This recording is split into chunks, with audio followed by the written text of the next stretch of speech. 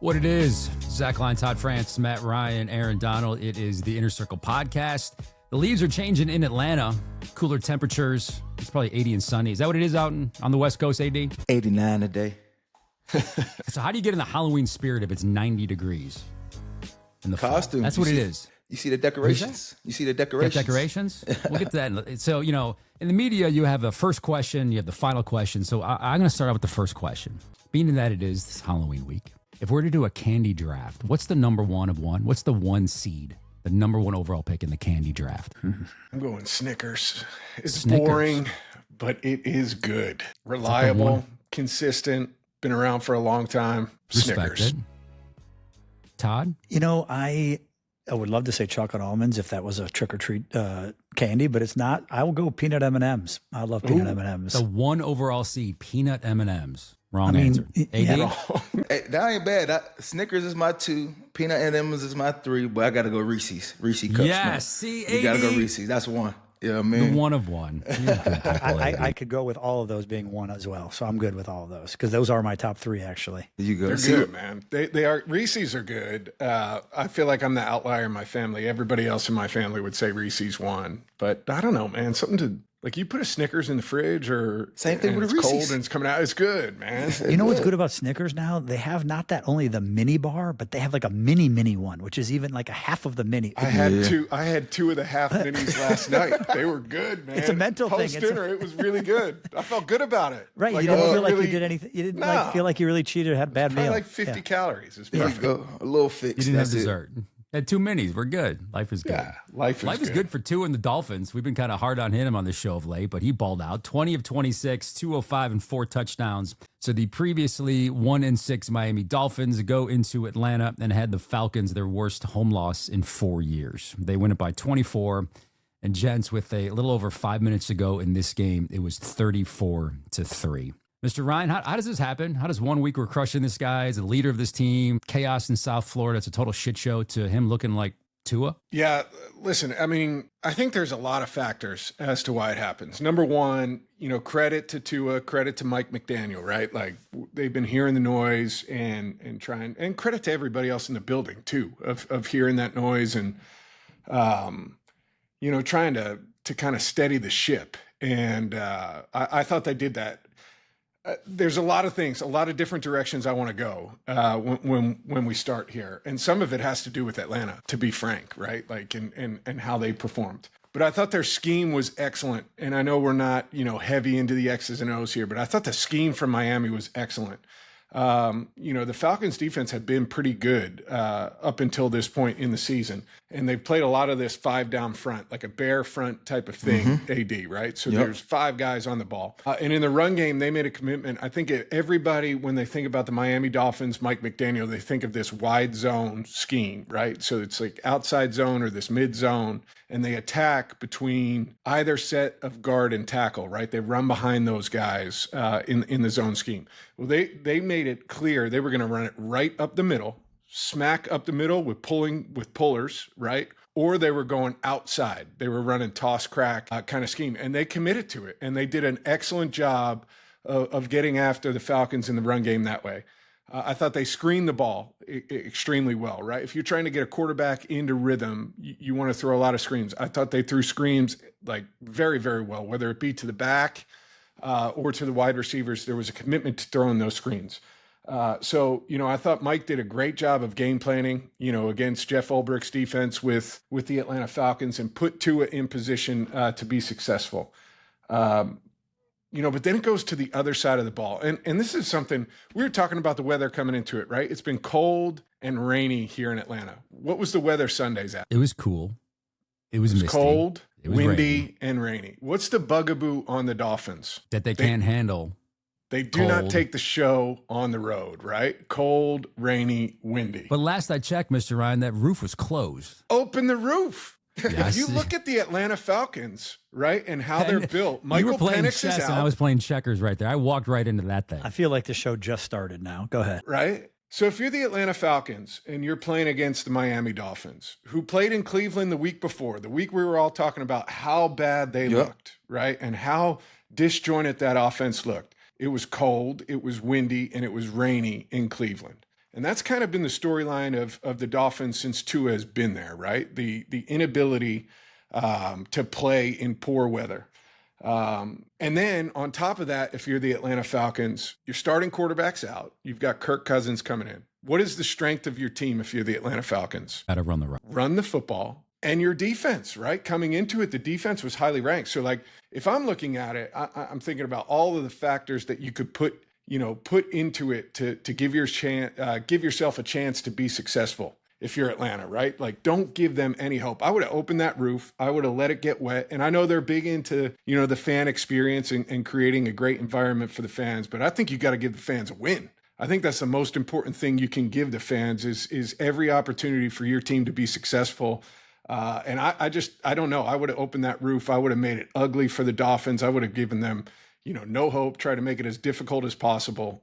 So I think they missed the mark on that one. AD, like from a defensive standpoint, right? The Falcons are ranked so high coming into this game, obviously get blown out. How do you, as a guy, if you were on that defense, how are you handling that? Not just post game and not going into the following week, but even during the game on the sidelines. Like, what's going on with you and the players and your teammates based on this kind of game? It's for sure frustration. You frustrated about it, right? To me, it's looking like a Falcons team that probably went in that game a little too relaxed, thinking we're playing against a 1-5, 1-6 Dolphins team that ain't been playing, going on the offense side of the ball, thinking that was going to be an easy win. In the National Football League, you got to go about it every single week is going to be a tough game, no matter what it is, right? Sometimes you play a team that's 5-1. You go when they're locked in. Sometimes you got a team that's coming in 1-6. You get a little relaxed, right? And then that team come punch you in your mouth, and then it's like, what the fuck just happened? So you're disappointed, but the best thing about this game is, man, you got next week, right? You watch the film Monday, you move on forward, get your body back right Tuesday, come back to Wednesday, ready to work, right? And come Sunday, it's time to go back to work and trying to find a way to win a game and be better than what you did last week, because the reality of it, there's good games or bad games. It was a bad day in the office for the Falcons, so they just got to come back and bounce back. Now, well, they're a surprise for one reason. I think we could agree, guys. You think the Colts are a surprise for a different? They've 7-1, won 4 straight.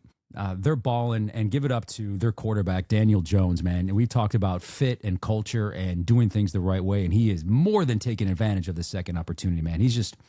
He became the second quarterback ever, along with Brock Purdy, to have a passer rating of 100 or higher in each of their first 5 home starts with the team. Well, shit, when you got a running back like they got a running back with that 1-2 punch, shit, you better. Golly. Playing good football, man. They're playing good football. Coming into the season, though, who would have said we're hitting the halfway mark right now, right? And the Colts are going to have 2 legitimate front runners for MVP. 2, right? Like, I think maybe in a crazy world, you might have thought, okay, Jonathan Taylor, I could see that, right? Yeah. He could go off. But to have Daniel Jones right smack in the center of that as well, I don't think anybody would have seen that coming into it. Not at all. But playing good football, consistent. That's crazy. Jonathan Taylor in his 75th career game, he had 174 yards from scrimmage, $153 in the ground, 21 receiving yards, and 3 touchdowns. He's the 5th player since 2000 with at least 3 scrimmage touchdowns in 4 games in a season, joining Pro Football Hall of Famers LaDainian Tomlinson, Marshall Faulk, as well as Sean Alexander and Priest Holmes. That's pretty good. Hell yeah. Priest Holmes. Did you have Priest, Todd? I did. Give me a good Priest Holmes story. I don't know. I mean, I remember the Priest, I would wait for him to come out after the game. And one time after that, I never waited again. He was like, everyone was gone. I was like, did I miss him? There's like, I mean, staff is gone, security's walking out. I'm like, there's no way. I mean, I would know if Priest came out because he's Priest and he would just finally come out so much after the game. And he would sit there and then we'd go back to his house and I'll never forget, he had ice packs all over his body, on the side of his leg. And he would tell me how he would take a helmet to the side, like unbelievable. And the only place we can ever go eat in Kansas City was like a Chinese food restaurant at like 4:00 because no one would be there and no one would recognize him until they did come over and ask Mr. Holmes for an autograph or something like that. He was great, though. He was great. Priest was all over the telecast last night, Travis Kelce just passed him for what? The most touchdowns in Chiefs history. So, I mean, Priest was unbelievable. I used to love when he would score. He would open his arms right when he crossed the end zone. It was awesome. It was fun. Shout out Priest Holmes. Yes. I didn't think we were going there, but I love it. Shout out. He got his eyes lit up. Yeah. Shout out. Just wanted to flex on my age. Keep going. Now, I want to go back to the Colts though. And, go ahead, Matt. Talk a little bit about, what they're doing and just, the more you watch them, I think every week it's like, okay, yeah, the Colts, it says at least the first 6 or 7 weeks of the season. Okay. Yeah. The Colts, they played good last week, but right. They played good last week, but I think we're beyond that stage right now. And I think their mindset, Zach, I think is shifting, right? There's an expectation for them to come out here and to be rolling. And, I just look at what they're doing. They run the ball really well. Jonathan Taylor's playing excellent. The offensive line is doing a great job. 3 guys that I played with are still there. Quentin Nelson, Bernard Ryman, and Braden Smith at the 2 tackles and left guard position. They're playing really, really good football right now. I think the wide receiving core is stepping up, and they fit with what they're doing from a scheme standpoint really well. Michael Pittman's very good over the middle of the field. Alec Pierce is very good stretching the field. All of those things, start to open up when you run the football the way that they are. And then I think on the defensive side of the ball, I think it's a defense that's, coming into its own. Lou Anarumo comes over there as defensive coordinator, was in Cincinnati for a long time. He's an aggressive type of play caller on the defensive side of the ball, and I think it fits their personnel really, really good. AD, I'd be curious too to hear your thoughts on DeForest Buckner. I always thought he was like an extremely talented interior defensive player, both versus the run and the pass. He's having a great season. I've been a fan of his since he's with the Niners, right? He's been a guy that's been productive in the backfield. He's a good pass rusher. I like that. His chop club was a little awkward. He did his chop club with a high swim, but he found ways to win his one-on-ones. He live in the backfield, man. I've been a fan of his since he first got in this league, man, and he's playing at a high level right now. He's consistent because for me as a player, I don't want to see what you do every blue moon. You got to be consistent. You got to do it every single week, right? And I think he's showing up in a big way, leading that defense. I seen it as a young age, and look, what year is this for him right now? He's got to be in 8, 9, something like that, hey, and still playing at a high level. Sorry, I had to say that.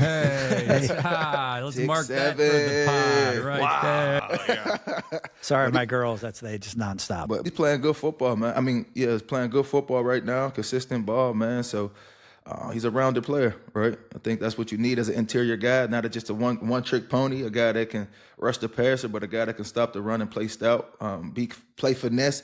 Hold the double team, be stout in the double team, but at the same time can make you miss. So he's a problem. AD, I want to hit you on one other thing. So we've talked a lot about stats. We had that really cool conversation talking about, can you send in sacks? Can you get a sack, moved around? But sacks sometimes are a byproduct of other guys doing things. A lot of times pressures, right? And the number of pressures that you get are just as important as the number of sacks 100%. That you're getting. DeForest is leading the league as an interior defensive lineman in terms of the number of pressures that he's getting. How do you quantify that as a defensive lineman of I'm not getting home, I'm not getting the sacks, but my pressure numbers are through the roof. That's production. Affecting the quarterback. That's what it's about. So when I played, you want the sacks, that's fine, but the quarterback pressures, the quarterback hits, getting the quarterback off his mark, making them uncomfortable, making them because most of the time you might not get the sack, but you might affect the quarterback to a way where the pressure is making them overthrow that pass that could have been wide open, or the quarterback hit. You're affecting the game in a big way. 100%. You might not be cashing in it, but you're affecting it in a way when you're helping your team to win, man. So even if you're a guy that's taking up a double team and you got a game and you got a free blitzer coming through, you're doing your parts. I think all that add up, man. And I'm a big believer of that. I know a lot of people always say, we want them sack numbers, but them quarterback pressure, them quarterback hits, you're affecting the game in a big way, man. The key of the game is to make a quarterback uncomfortable. You let a quarterback sit back there all day. You got to make him feel you. He can pick you apart, but if you got him off his mark, you hitting him, you make him feel a little uncomfortable. You can dominate a game all day without even having the sacks at all. But so that's just how it works. I wanted to ask you one thing about the Colts before we move on here, Matt. When you were there, how involved was Carly Ursay Gordon? Because I think it's fascinating to see her, a lot of viral videos of her on the sidelines wearing a headset, taking notes, your relationship with her. And I think it's so cool that she's involved and wants to learn more and more and more about the game. Yeah, I mean, Carly was very involved the year I was there, obviously in a different capacity. With Jim passing, prior to the season, her role has expanded, but she was in the building every day and, around. And that's not always the case, with owners, right? In general. I think it's a really good story for the NFL because, number one, I think she is incredibly passionate, and her two sisters incredibly passionate about their organization in the Indianapolis Colts. But I also think you think about three females running this organization and the example that sets, right, and their ability to learn and to have the pulse of the building. I think she's on top of it, right? She's there all the time. She's on the sideline. She's asking questions. She's on the headset. She's hearing different things. I give her credit because she's all in. She's all in. And the start that they've had now with her, I think she's the CEO. I think that's her title, of the organization now. Her as the CEO, and to be as visible as she is on the sideline and be as involved as she is. I think it's great. I think it's great for that organization. I think it's great for the league. AD, I know we save your player of the week for later on in the show, but I want to talk about who I think might be your player of the week a little bit more in detail. So do you want to go there right now and give us your Aaron Donald player of the week for this past Thursday through Monday of the National Football League? Yeah, man. I was going to get right to it, man. I had one guy down. I know they took a tough loss, but Myles Garrett, he put on a show. 6 tackles, 5 sacks, 1 forced fumble, man. I think he played hard. He flew around. Obviously not the outcome that he wanted or the team wanted, but he did his part. That's all you can do is do your part to try to take over a game the best you can, but take all 11 on the field, right? Take the offensive side of the ball to score points, and it take all 11 around you to, make plays. Shout out to Myles Garrett, but I know the frustration coming from him. Whoa, clap it up for Myles Garrett. Let's clap it up for Myles Garrett. My bad, clap it up. The frustration coming from him, man, because as great of a performance he put on, it don't mean nothing if you ain't winning, right? The frustration's still there. A guy that had a lot of success in this league for a long time consistently. The one thing he didn't get to do yet is playing on big stages like a playoff game and hopefully one day a Super Bowl. So hopefully that organization can, do some things and get some things turned around some way, somehow, to give this guy an opportunity to play on that stage, man, because that's what you work for. That's what you train for. Obviously, the individual accolades is great. The stats is fine. But if you're not winning, man, I've been in a situation where I had success. But losing games, man, is frustrating. No matter how many plays you make, it's meaningless if you're not, at the end of the day, winning. So hopefully they can get something turned around for that guy because I know it's tough on him. I know everybody keeps saying, well, he signed for the money and he knew they're signing up for it. But a lot of people was never offered with $41 million a year. And I'm pretty sure the organization had a conversation with them saying they was going to get this thing fixed. They're going to get things turned around. Their mindset is to trying to win, right? Because I know when I was there, when I was with the Rams, we're saying that we want to win for you, right? We want to win for you. We want to see you, win a Super Bowl, Aaron. And they did everything they needed to get the pieces to the puzzle to help us do that. Man, hopefully that organization can try to find a way to do that for him, man, because the Browns, since I've been alive, I ain't never see the Browns a winning team, man, ever. So I can't even imagine. So I want to dive into this because you bring up very good points and we can see it from both sides. He slammed his helmet in this game. He was sitting by himself, Myles Garrett. He was frustrated. Franchise record 5 sacks. Just the 20th time in the history of football there's been a 5-sack game. Of the previous 19 guys, the player who had the 5 sacks, their team won 16 of those 19 games. The Browns lost by 19 to the Patriots. And afterwards, Garrett was asked to talk about his frustrations. It doesn't get any easier. Each week you ask me, so. How do you feel about your performance now? Does the loss diminish how you feel about your performance today at all, I guess? I would throw the whole performance away for a win. Easy to say after you signed a 4-year, $160 million extension when you asked for a trade back in February, and then in March you signed the deal. The Browns are 55-84-1 since Garrett arrived as the number 1 pick in 2017. They've gone to the playoffs just twice during that span. So walk me through it, Todd. If a star player at that level, AD's level, AD wants the bag, deservingly so. He also wants to play for a winner, understandably. So what is the team telling you to make your guy happy to get both things accomplished? Well, I mean, I don't think they're necessarily having to tell me anything. I think they're needing to talk to the player, especially in a situation like that. They can tell me whatever they want. It's the player. He's the one who's there. He's in the locker room. He's on the field. He's at practice. He sees the direction of the team. He knows the pieces they have, the pieces they don't have.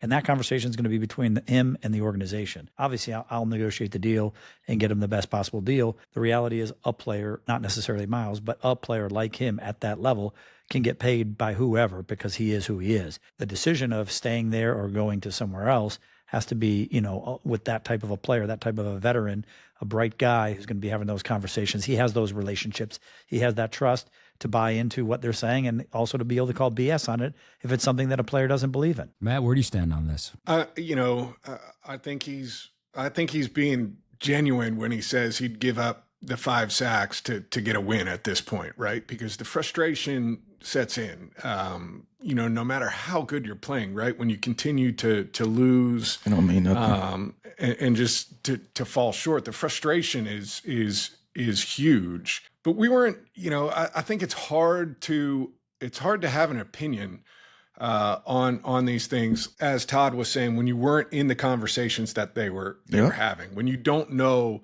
what was being said or how it was being said. And it's easy from the outside perspective to say, you're not allowed to complain about losing when you took the money and you knew what you were getting into. But I think that rubs me the wrong way as a former player too, right? In the discussions that they had, maybe things did go the way they said they were going to go in terms of acquiring people, or maybe they didn't.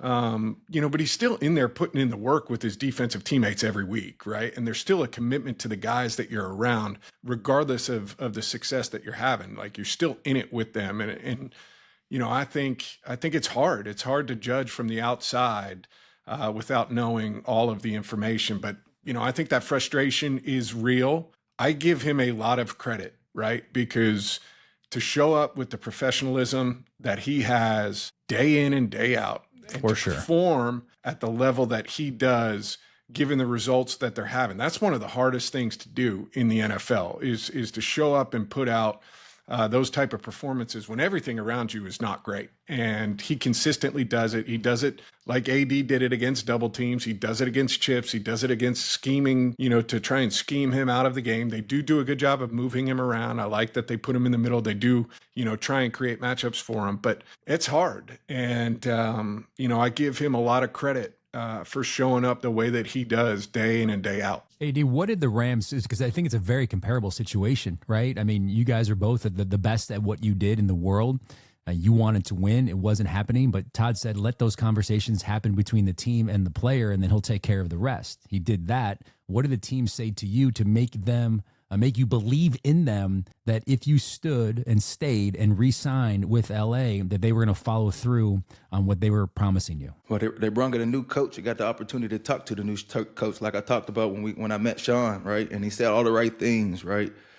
And you kind of got to believe in what he's saying until you get on the grass and get to, obviously be on the practice field and the game field and see the outcome of the games, right? And it was more of turning things around, holding people accountable, right? Changing this organization around from a losing team to a winning team. And it's like, you never know what to expect until it's time to put it on film, right? And then obviously you play the season and you see the outcome of the season, and then you get to play in a playoff game, even though Matt fucking beat me in my first playoff game. But I'm saying, but you get to experience that, right? And then I'm like, this is what I'm working for. This is what I train for, right? Obviously the individual accolades, it's a blessing to accomplish those things, but it's meaningless if you don't make it to playing these type of games on this stage, right? Because that's what you work for, right? Them being on big playoff games. Because playoff football is different than regular season football, as you know, Matt. It's way more intense. The game seems faster. Everything is just amped up 10 times more, right? And just fast forward to an NFC championship and then a Super Bowl. Them are the stages you want to work and had opportunity to play on, man. And when you're a veteran guy that had the All-Pros, the Pro Bowls, the Defensive Player of the Years, it's like, what haven't you accomplished yet in this league, right? And that's, damn, I ain't never really, did the Browns play in the playoff game? Did he get to play in the playoff game yet? Myles Garrett, Did they go once? Did they go think once they won when they lost. under Stefanski? Yeah. But I'm saying to play in a playoff game and win and really be a competitive team to have an opportunity Build on it. to build on it. Like to not get the experience that, man, it's like tough. It really is tough, man. So I know they probably told them all the right stuff. But shit, they want. I think they had to, because to Todd's point, he probably could have got that money elsewhere. So he was buying. He wanted to bring a But I also championship. I don't think they would have let him go easy. They wasn't gonna let that guy just go. I think they would have fought it. They wouldn't have just. So his arms was tied. As much as he would have said this, I think they would have started playing hardball with him or do whatever they. But it wasn't gonna be an easy walk away from him. That's their franchise player. They need him. Hey, Todd, how does it affect a player's potential upcoming deal when he's performing at a high level, but the team is not good at all? I mean, I've never had a guy get compensated on a contract based on team performance. It's the individual. I mean, it doesn't hurt for owners and stuff to want to spend money when the team is doing well, but obviously sometimes they're forced to spend money when they're not doing well. But it's not as much about the team. If he is individually playing well, he's not going to be penalized necessarily for that. It's his production, and that's the type of conversations that we're having and what he brings to the table. But the opposite can be true, right? Of being a role player on a part of a good team, right? And that escalating it. Because I agree with you. I don't think you get docked as a player if your performance individually is really good, but your team performance is maybe not the same, right? I think teams that are looking to win look at guys like that and say, listen, that's a value add for us. I really feel like we can have him be a part of what we're building over here. Or the organization saying, hey, we're trying to turn around. We know what you're doing. We want to keep you. We understand your value. But I do think the opposite is true when you're part of a winning culture, right? And you're maybe a role player or somebody that is a backup or whatever that may be. I think your value spikes a little bit from the opposite. Not only spikes with your current team, but actually as a free agent, a lot of other teams have interest in you because they want you to bring whatever that culture is, whatever that winning mindset is and that attitude into their building. So from that standpoint, for sure, there's added value in that type of stuff. I'm talking about a guy who's a highly productive guy. 100%. He's going to get paid based on his production, win or lose. But yes, there are 100% other factors that come into play that can help, like to your point, boost a guy who might get just inflated, may not have all the stats and production, but he's a good role player, fits in, and other people want him in their building too. As we get closer to the NFL trading deadline, Todd, and someone's coming to you this time of year, what's the number one stumbling block? I mean, there's a lot of stumbling blocks. I mean, putting two trades together are not easy. First and foremost, you got to get your current team willing to move on from you. And once they're willing to move on, that's a huge thing if they give you permission to go talk to other teams, because technically if they don't give you permission, technically it's tampering for these other teams to communicate with you. There's nothing I'm doing wrong, but it's the other teams aren't supposed to talk about players under contract. Now, does it happen? Maybe, maybe not. We don't have to get into all that type of stuff. But the second thing you need is you have to have a dance partner. So once your team says, yes, we will let you go seek a trade, you got to find someone who's willing to want you as well. Then the bigger piece comes in is, will they agree on what that draft compensation or trade compensation looks like? Is it a player? Is it a player and a draft pick? Is it all draft stuff? How does that work? And then, probably the most important piece is how do we navigate this to make sure that we guide our player to go where he wants to go and where it would be the best fit. The goal isn't just to get your guy traded. It's like I always tell guys when I'm, talking to them, the goal isn't to be a first round pick. The goal is to be the number one pick, because there's a big difference financially from pick 5 to pick 25.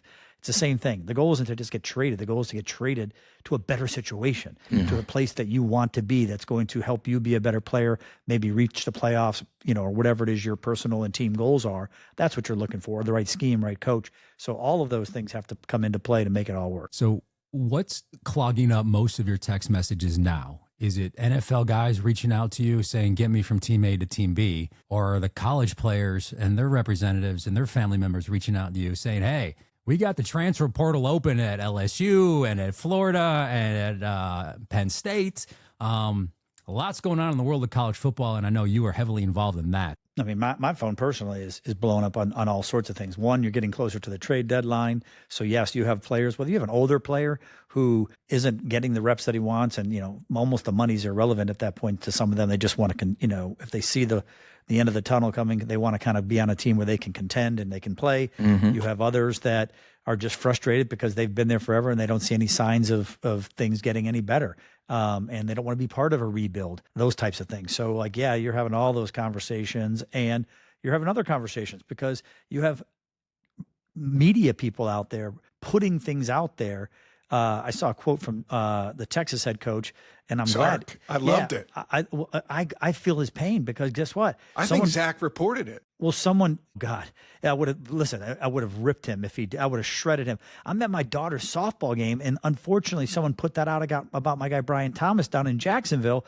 It's not just a tweet that you put out. The amount of work, it's like an hour for those and a half. Those are listening or those are watching that don't know the tweet or what happened, educate us on what went down. No, it's just someone tweeted out about, I don't remember. Sark's was about whether he's going to be a coach at another team or go to an NFL or whatever It was reported that Sark's agents had reached out to the Tennessee Titans, I believe, that he had interest in coming back to the Open for NFL. business in the NFL. Right. Correct. And mine was someone just saying that, the Jaguars were taking calls and looking to potentially move Brian Thomas, but it was highly unlikely or whatever. Do you know what that does? Well, first of all, I'm glad I got to see it first because I like to be proactive with my clients. I want to let them know, hey, I saw this, I'm on this. And I did. I immediately had to communicate with the general manager, and we got on the same page. Then I communicated with the player and let him know, and then I communicated with the family. And then the player had questions because, he feels some sort of way. So you want to make sure that you're communicating with him. And then you're dealing with maybe the financial advisor calls you because, wait, now is this going to impact certain things here? And you just start dealing with this whole spiral of things. And then people in your own office, well, hey, he's got a marketing appearance next week. Is that going to affect things? Is he going to be able to? It's like all of these stuff. Meanwhile, it was a false report. I don't know why it was out there, but like that type of stuff has such a ripple effect and a cause of extra work, which is so frustrating and annoying, and had to deal with that type of stuff. And then when you talk about the portal, yeah, you got a ton of stuff going on with that because of all these firings. And like guys always say, oh, is a guy just going to throw in the towel, right? Guys have things to play for. Win or lose is one thing. Coach being fired is another. At the end of the day, if it's an NIL guy, they're playing for their next technical contract because those are year to year for the most part in college. So the better he does, the more he can command in the NIL world. And then those guys that are draft eligible, they're still playing for their stock to go up, and they're still being evaluated as it relates to the draft. So they're still playing for a lot. And then of course the guys that aren't in the NFL, again, going back to them, yes, their players and their families and them want to know, do I stay? Do we go? What is the coaching situation going to be here? What scheme are they going to run? Do we fit in? And we got to start to play that game to try to figure out what's going to make the most sense with that. So yeah, there's a lot of moving parts and a lot of stuff that happens. It's like when you watch things, people think, oh, the coach got fired. The ripple effect of what these things do are unbelievable. A media report, the ripple effect on that, unbelievable. Todd, any thought to pivoting to representing college coaches at this point, given how these contracts are laid out and how much money is going? Facts. And I say that joking, but it's amazing to me to see, the ability to move on from a guy like Brian Kelly, regardless of what your thoughts are on Brian Kelly, right? But like he's 5-3 at LSU right now. And those 3 losses, I think, came from, at the time, number 13, Ole Miss. What was Vandy? They were like 17th. They're currently now like 9th. And then Texas A&M was number 3. Like the leash is short. The pressure is there. There's obviously there's other moving parts with all those types of situations. I mean, there's other factors and reasons behind it. But what I love about the coaching thing is anyone puts out a rumor that they're looking at another coach, another team wants him, boom, instant leverage to go back to the table and get another deal. So I have a question for you on the media side. So obviously, Brian Kelly's getting fired. Don't you think it's kind of low to park yourself outside of the parking lot? You're not at the building. You're not in the parking lot. You're not having contact. You're not communicating. There's no back and forth conversation. You just have like a tripod set up out on the street to get a glimpse of a coach who just got fired, to go walk into a building and walk out and then start posting about he's there, he's leaving, he just left, and then watching the players. Isn't that kind of like, do you have to do that just to kind of paint the picture? Is that what you feel you guys have to do so in what the Todd's media? referring to is there was video out of Baton Rouge of Brian Kelly going into the practice facility hours after it was out that he was being let go at LSU. I don't feel bad for him. I feel bad for him at the moment, but he's also walking away with $53 million. Irrelevant. If you're a media member in Baton Rouge, which is the 95th largest market in the country, that is your story every single day, twice on Sundays, especially when the head coach of that university is fired. You lead with it in every newscast. It's on every one of your digital platforms. It's on every one of your social platforms. So if I'm in that situation, I'm the sports director in Baton Rouge, I am there in that parking lot, which is public space, and I'm going, hey, Coach Kelly, it's Zach. Come over, can we talk to you? At least you're trying to get something out of him. The likelihood of him coming over, very small, but at least you're doing a job to get something out of him. Because at that point, when the video was there, Todd, I do believe it wasn't officially official yet. So you're trying to get some confirmation. It's no different from anybody, and we've talked about in Green Bay, when a plane lands on the private jet, them getting in the, Micah Parsons, whoever the quarterback might be. So it's big news in that market, and I have no problem with that at all. He's just doing his job. AD, what's your thoughts? Because this gets to borderline of like, is this paparazzi? Right? Yeah. Yes. And AD, you're in LA, right? Where that's there. Yeah. It's there. It's prominent. We don't have that doesn't exist really in Atlanta for Matt, the when three you of and I us go that to are Kill living Me there. Crazy, the cameras are always on us, right? Just going to grab a smoothie, like it's like, oh, there he is. There he is. Yeah. Come with the that's territory, exactly though. what it's like. They come with the But territory. they're not doing that every day. They're doing it when news moves, right? The two most important figures, Louisianans would probably say in that state, are the governor, the head coach of the and the quarterback of the Saints, and then the head coach and the quarterback of Louisiana State University. So when you're getting to fired, Zach's defense, right? Like I agree with you on you're coming in and out of the facility. you broke up on me. Can you say that one more time? No, he didn't break up, Matt. Exactly. He just in wants Zach's you to stroke him. Here, let me say this one more time. In Zach's defense, you're going in and out of the workspace, right? And I think that is, I don't love it, I don't love it, but I get that. And I understand that. If it were any place else, that's where I start to think, and like, I do think that's a little bit weird when it's outside of the facility, which happens all the time. I agree. 'Cause I think of it as a player or as the person being bothered, right? You don't want to be, but as a person doing a job, just trying to get that content, get that interview. I understand it on both sides of it, but it just come with the territory. That's the best. That's the only way Trust you me, can AD, say. when you announce you're coming back to the NFL, man, people are going to be outside your door hammering right now. What's going on? I got an announcement to say right now. Hey, Todd, should we tell them? Oh boy. No, I'm fucking with y'all. Let me stop. Let me stop. Oh shit! Here we go. No, let me stop. Live on the Inner Circle. That's perfect. Hey, the last thing we can kind of put a bow on this, and it'll circle back all the way to the beginning with Sark. I thought Sark's comments were excellent after the game. And Zach, I don't know if you saw them, but I thought the way he said it, and I don't know if any of you guys saw these, but I'd encourage everybody to go back. I thought he was passionate about it, right? And passionate about his team and having, to just get in front of it for his team and his enthusiasm for what he's doing, the job that he has now or whatever. But then also and this is a question maybe I have for Zach, but like, the entire press, for lack of a better term, taking somebody's report as fact and then running with it, and his disdain for that, and I thought the way he handled it was spot on. And I'm biased. I love Sark. He was with us 2 years in Atlanta, but I thought the way he handled it was really, really good. To me, it's a whole episode of the Inner Circle, because we mentioned moments ago how Lane Kiffin is going to be paid in this next cycle. Why? Because rumors will get out there that he could be interested in this and he could be interested in that. And who's leaking that information? His team. When Todd is trying to... Oh, stop it. I'm just kidding. Go ahead. So, these teams, when I talk about the teams, I'm talking about the player, the agent, their team are putting out a narrative that they want out there to increase leverage, just like the coaches are. So as the media, you're trying to figure out what is fact, what is fiction, and get to the bottom of it, but you have to chase every morsel. So if Lane Kiffin is reportedly up for the LSU job, you got to track that down. And I think, Todd and, the best at what they do play it perfectly, Matt. I think it really comes down. It's hard to navigate. I'm curious. On your end, then, what is the verification process of like... Call 'em. Yeah.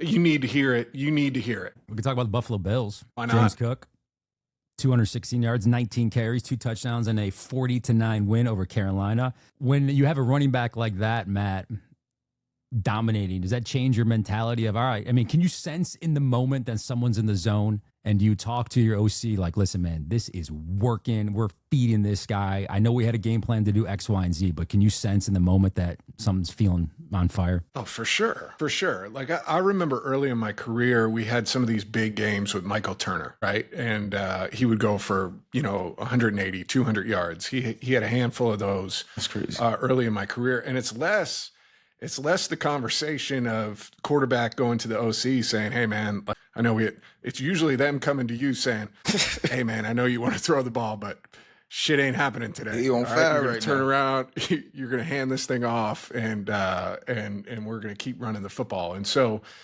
you definitely feel it as a player. I think, it's interesting to me. James Cook's been really productive the last 2 years, and has been really, really good in Buffalo. I don't think they get enough credit. I don't think he gets enough credit, and I don't think the Bills get enough credit for what they do in the run game.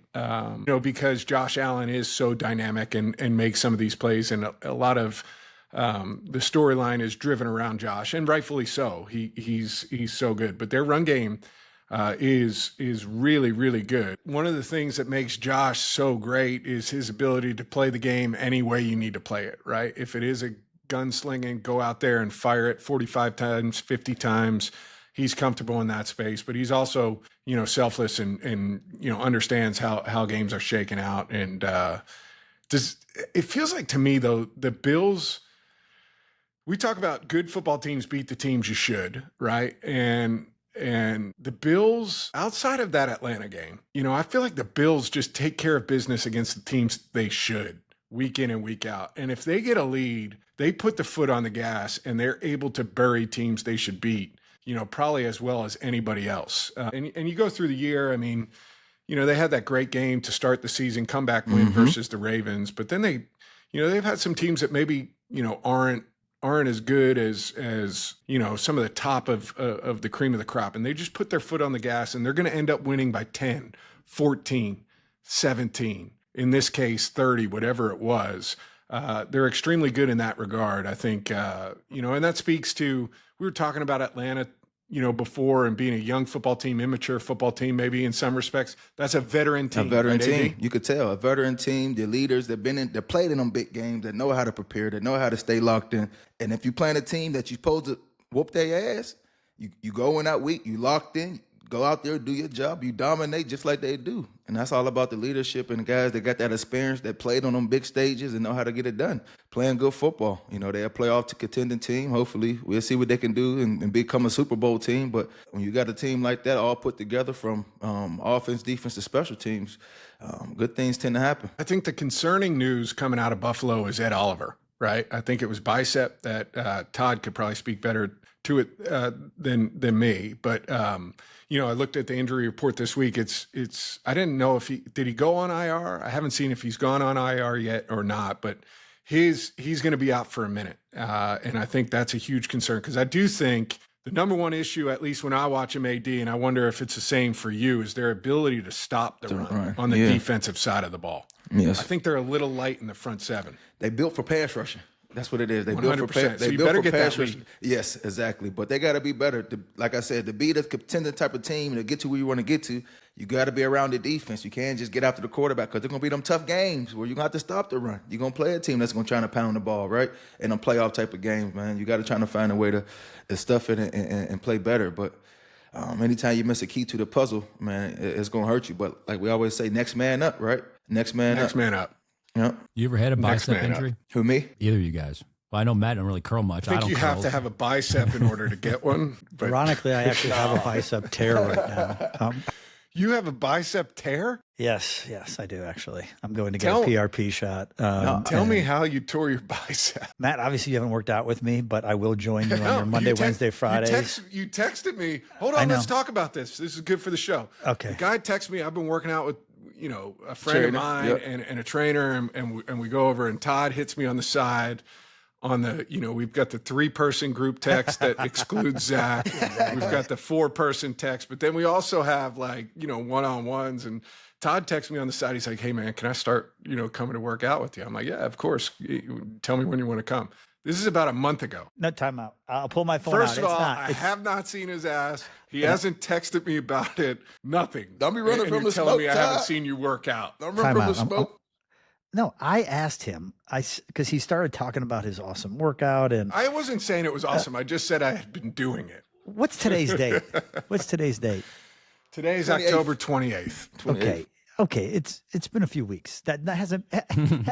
but I have a reason. You said it's Monday, Wednesday, Friday, and I've been at a lot of Monday night games, and so I missed the Monday workout, and then I'm like, all right, I don't want to just jump in the midweek because I want to get the full week in, and I'm dealing with this bicep tear, so I don't want to come in and like not look. Sounds like a lot of This excuses. is a lot to of you. spin, man. This is agent spin right here. Excuses to me. All right, well, I will be there. We can do legs. I'll Tell be him, there. maybe we can do legs. Legs aren't a thing for me, but I have to. I will come in on a Wednesday or Friday. Actually, I'm coming. Don't worry. Okay. I will. But I do have to get this PRP So I'll see you in shot. No joke. 2026. Perfect. Oh, New Year's 2025. resolution. You'll show up. Make no mistake, I am still working out. I'm just not working out in your group. How does a breakout performance, Todd, affect a guy when, the workload's there? You asking for more carries and like, hey, man, see what happens when my guy gets the rock? He's running for 200 yards and 2 or 3 touchdowns. That's a great question, but the position is very unique. And so a guy like him, he's on his second contract. He might be playing for a third contract. For me, if I got a rookie guy who's on his first contract trying to get a second contract, there's a fine line with production and overfeeding him the rock. I do not want that wear and tear. And these teams, they will use and abuse you. And then when you get to time for a contract, they think that you've had too much workload. They don't want to invest all that money for moving forward because they don't think you're going to last. So like that 2-back system, I love those types of situations. Now, unless you're like obviously a bigger back and freak like a Derrick Henry who can put a lot of the pounding on others and all that stuff. Shout out to Derrick. Yes. Pretty big weekend he had this past weekend. Yes. He passed my childhood hero, Walter Payton, up in touchdown. So yeah. But and I talked to him. That was awesome. But so I think though, it always helps from a productive, to have any sort of production. But at that position, I think it's a fine line in terms of workload and overuse as opposed to being just a very awesome, productive running back, but not getting, completely overused and beat up. It was interesting from the media perspective that Houston Texans head coach D'Amico Ryan, he's led his Texans to back-to-back 10-7 seasons, back-to-back AFC South champions. They're 3-4 this year, guys, coming off a win over San Francisco, 26-15. They got it done. And Monday, Mr. Ryan says nobody wants to talk about the positive stuff. All anybody wants to do is write about negative things, and he's not going to let those negative things impact his football team for 1 second. Negative, negative, negative, negative, even though they've gone 10-7 and 10-7. In his mind, it's all negative, no positive. And you know what? He says it, and then the beat writers call him on what they thought was BS. Everybody wants to write a hot story, and most of the time it's negative stuff that people want to talk about, right? Nobody wants to talk about the positive stuff that happens. And again, if you feed off of that and you're riding the pendulum of, oh, we're great because we won, oh, we suck because we lost, fight, like, that's our business. I get it. You don't think you've gotten any positive stuff? Yeah, I was about to say that. Like the first 2 years. You don't think you've gotten any praise at all? Guys, what's your question? I'm just saying, like, everybody says negative. I said that's what people thrive on is the negative stuff. Yeah. He ain't know what to say. That was funny. So what's that line from The Wire? You step at, Omar, step at the king, you better not miss. Like, he threw it out there, and kudos to those B guys for standing their ground. And you're trying to tell me, Coach, that we've never written anything positive about you? Come on. He wasn't expecting it. He was not saying you haven't written anything positive. Yeah, but he was saying the majority of what comes out has negative slant. They haven't been playing great football this year. They beat a good team to get themselves in a better position. Hopefully they can go on a run.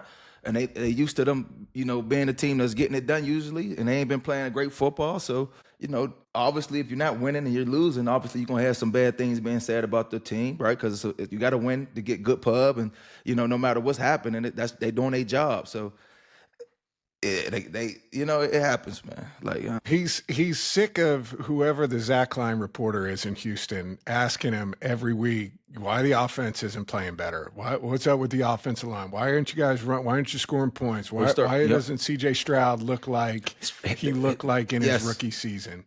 So the overwhelming majority of his questions, I assume, are probably in that light. And I happen to take his side on this one, not Zach's counterpart's side because he didn't argue. And I'm sure, Shocking. don't get me wrong, there has been positive reviews, and I think overwhelmingly They were hyping him up for Coach of the Year the last of 2 years, D'Amico, gentlemen. 100% of D'Amico.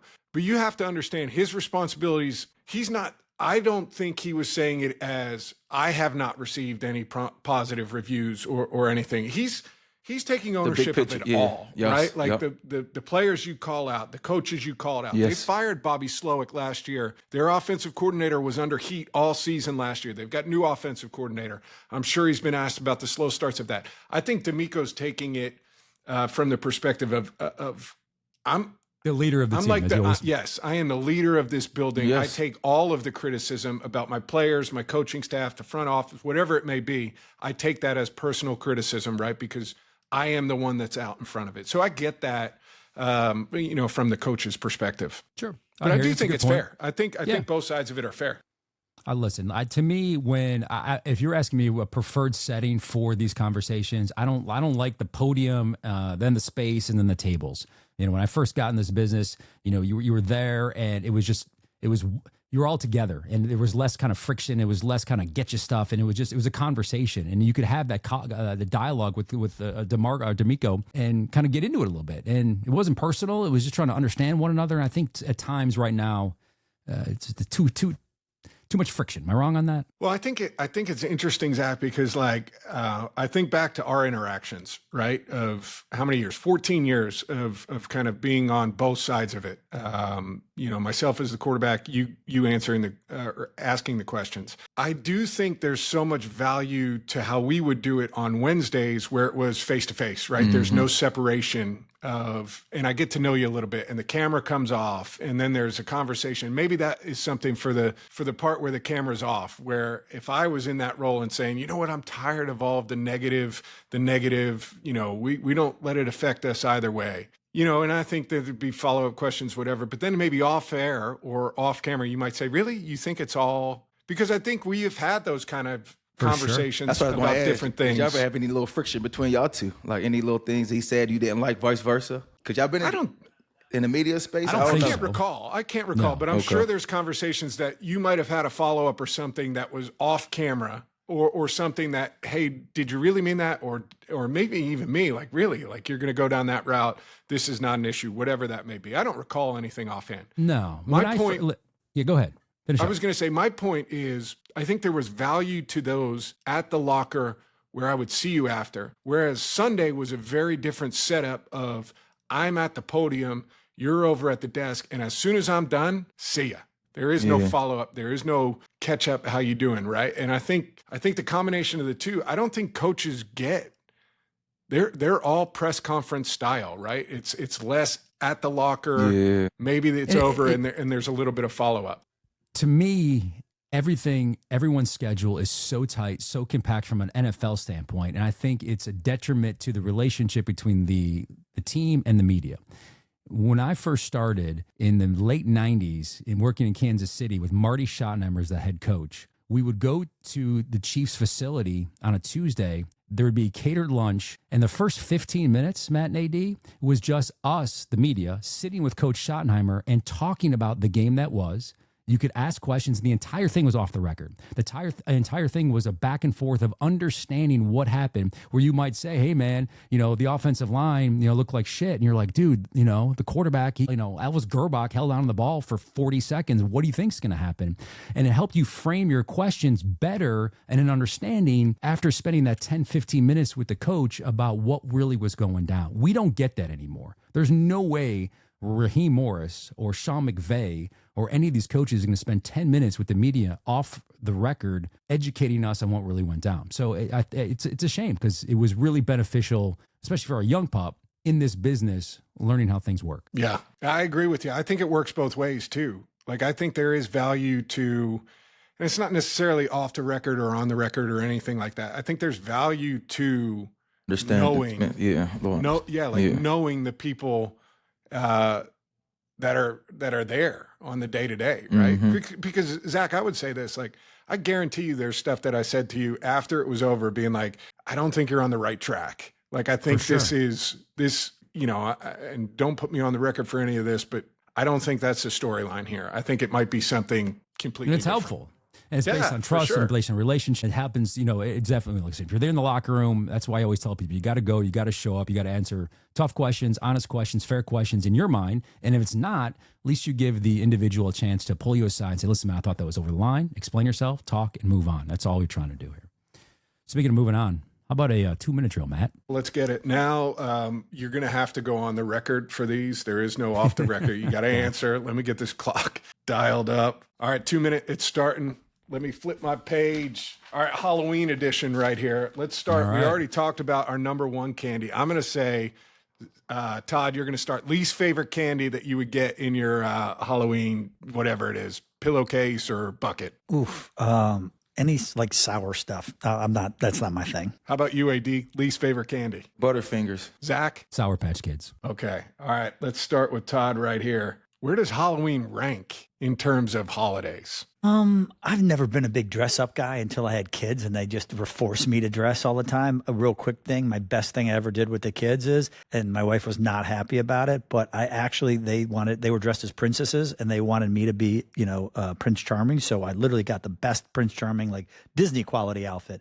And I actually we walk out of the house to go down the driveway to the street and my wife just like punches me because she sees that I have horse and carriage out there. All I remember you talking about that. And we literally took the kids with a horse and carriage like all down the street. Of course And- you did. Oh, That's it was dope. unbelievable. And then, that hill, Matt, by your old house, going up that street there, Yeah. there was a house party on the lawn there. And like, Dude, it was like, probably key to have a horse and carriage. That was an awful neighborhood to walk. it was with little kids, it was a screeching noise. The music comes to a stop and everyone's like, what is that? And all the parents were like, oh my God, it was great. Well, meanwhile, I ended up doing it 2 years in a row. But go ahead. Next thing. Sorry. All right, AD, best Halloween costume you've ever had. Ooh, just my football equipment. That's all I did. All it was my football equipment. And then when I was a kid, hey, 2-minute timeout, so I can tell my little story real quick.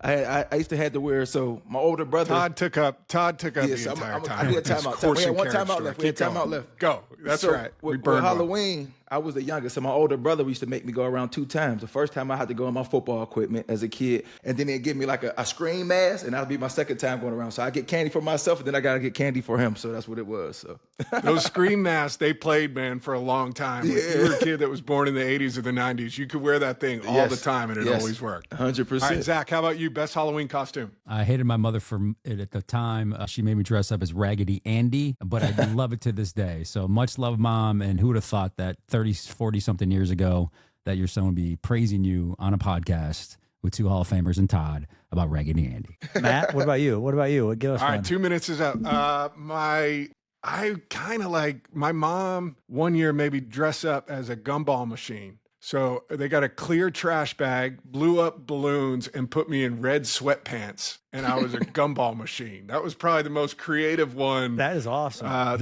is I ever fantastic. Yeah, never did. was My a favorite. I'll be My texting your favorite. wife for pics. Go ahead. I don't know if my mom has that one, but my favorite Halloween costume was with Sarah. She dressed up as Larry Bird, and I went as Kevin McHale. And we had wigs, we had mustaches, and we had the old school Celtics with the short shorts and kind of the thigh or the calf high socks with the green stripes around them and some Converse. That was probably our best Halloween costume. That is epic. awesome. We got to get those. We'll get them on our social medias. Let us chime in what you had for your holiday as a kid. And Todd, if this agent thing doesn't work out, you could go to Hollywood. Maybe AD, you got some connections, and be a sound effect guy. I mean, that gallop. Can you do that gallop again with the horse? I mean, clap was it good. up. That was really, really good. man. That was really good. That's what it sounded like. It was pretty obvious. We started off the show with the first question about Halloween, and we're going to wrap up with the final question. Big candy bars, or are you going with the 2 extra small minis when you guys go for Halloween? What are you leaving at the front door? Big bars? candy Little bars. Big candy bars. Big candy bars. big candy bars AD? for sure. Big candy bars, man. Big candy bars for the kids. Making sure they done them right. So Todd's big not candy leaving any bars. candy. No, my wife is definitely leaving something good. I can tell you that. Which Lunchables. Todd turns the Lunchables. lights off. Turns the lights off. Keeps the gate shut. Get away from my house. That's what Todd does. Yeah, that's exactly right. As a journalist, you could quote someone and it's correct. Todd France, quote, keep the gate shut. You heard there from Todd France. I'm just quoting the man. For Todd France, Matt Ryan, AD Aaron Donald, I'm Zach Klein. Have a wonderful Halloween. Hit us up soon. We'll see you next week on the Inner Circle Pod.